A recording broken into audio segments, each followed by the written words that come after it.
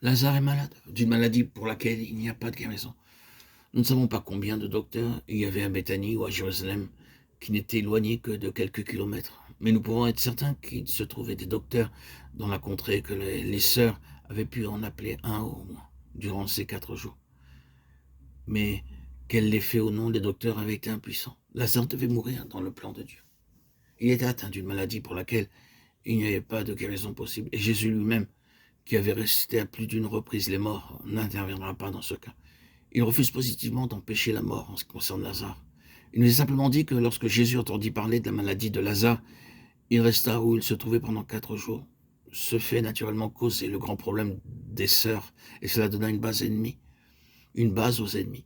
Lui qui a ouvert les yeux de l'aveugle, ne pouvait-il pas faire aussi que cet homme ne mourût pas? Jean 11, 37. Oui, les sœurs peuvent ne pas comprendre et les ennemis peuvent juger. Jésus ne sera ébranlé par rien, de sorte qu'il laisse Lazare mourir. Est-ce une situation désespérée? Que dira donc Jésus à cet égard? Lorsqu'il reçut le message des sœurs, il répondit: cette maladie n'est pas la mort, mais elle est pour la gloire de Dieu, afin que le Fils de Dieu soit glorifié par elle. Cette maladie n'est pas la mort, et cependant il permet que Lazare meure. Il veut dire évidemment, cette maladie n'est pas la mort pour l'éternité. Ce n'est pas une mort finale. Il dira plus tard, Lazare est mort, et cependant il dit, cette maladie n'est pas la mort. Il voulait donc faire comprendre, la mort ne sera pas le dernier mot. Reconnaissons ceci, à mesure que nous avançons la connaissance spirituelle de Jésus, bien qu'il ait été très éloigné de Béthanie, il suit exactement le moment où Lazare mourut. Personne ne lui envoya un second message pour lui apprendre que Lazare était mort. Il dit à ses disciples, Lazare, notre ami, est endormi. Ils répondirent, s'il dort, il sera guéri. Jésus leur dit alors ouvertement, Lazare est mort.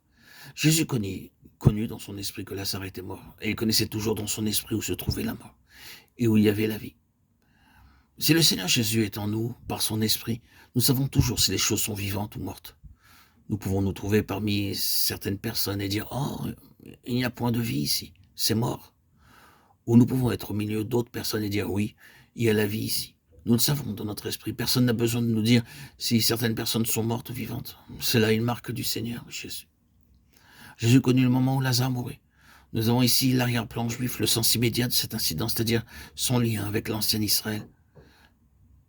C'est pourquoi ces passages d'Ézéchiel et d'Ésaïe, lorsqu'Israël était en captivité à Babylone et en Assyrie, le Seigneur dit que ce peuple était mort et enterré. Et il ajouta, j'ouvrirai vos tombeaux pour le Seigneur. Les Israélites étaient dans leurs tombeaux. Ésaïe dit ensuite qu'un reste reviendra, et ce reste fut le peuple qui sortit du tombeau de la Syrie et de Babylone. Ézéchiel 37, 12, 13, Romains 9, 27, 29. Avons-nous remarqué que dans les Romains, Paul reprend cette pensée pour la reporter dans le Nouveau Testament? Il cite les paroles d'Ésaïe en ce qui concerne un reste et dit que de l'ancien Israël enseveli sortira un reste qui sera ressuscité par le Seigneur. Et ce reste sera incorporé dans le nouvel Israël céleste. C'est la raison pour laquelle cette histoire de Lazare se trouve directement dans le cadre juif. Nous remarquons que délibérément Jésus revient dans cette contrée hostile des Juifs. C'est là qu'à plusieurs reprises, ils avaient voulu le lapider. Mais il dit à ses disciples, retournons en Judée. Ils lui répondirent, Seigneur, tout récemment encore, ils ont essayé de lapider là. Pourquoi y retourner? Mais il ne veut pas accepter leur argument. Il retourne délibérément dans la contrée hostile qui lui était si durement opposée. Pourquoi fait-il cela? L'histoire de Lazare est la réponse. La mort et la résurrection de Lazare sont là, en contraste avec cette situation. C'est précisément au sein du vieil Israël rejeté, mort et enterré qu'il va ressusciter un nouvel Israël.